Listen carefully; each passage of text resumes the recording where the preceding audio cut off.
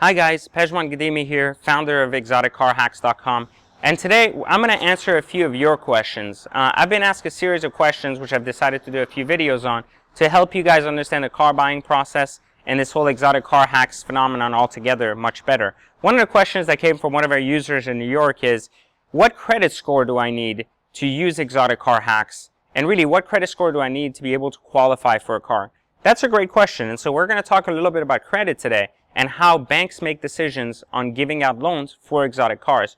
Behind me, you'll find the 991 Turbo S cab, which was stickered at $220,000, and I've been able to buy for $140,000. And you'll also find an SL65 Black Series, the only one ever designed in the world by the AMG Performance Studio in Designo white on white, meaning that it's a one-off car, and we've been able to buy it using the same philosophy and systemology I teach at ExoticCarHacks.com.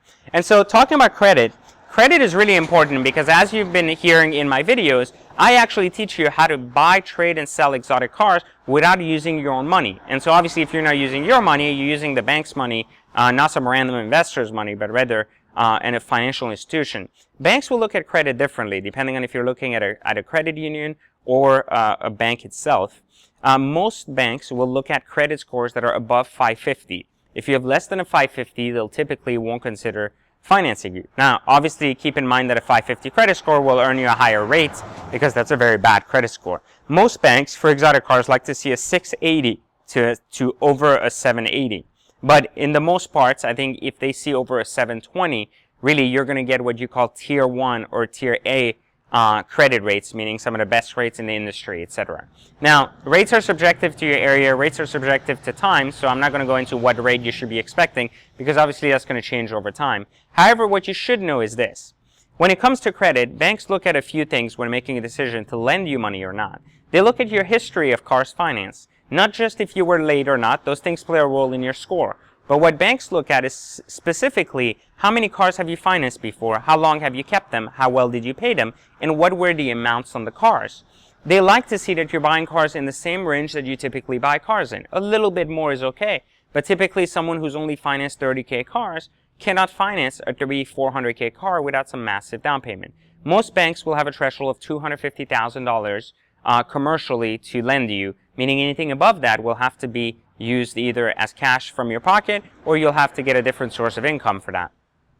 Most banks will look at your income and most banks will consider your income stated unless you're self-employed. So even if you are self-employed, make sure that you're right that you work for a company, even if it's your own. This little trick enables you to bypass the employment verification process and enables you to get even further ahead in the way you can actually get the loan and how quickly you can move out the loan.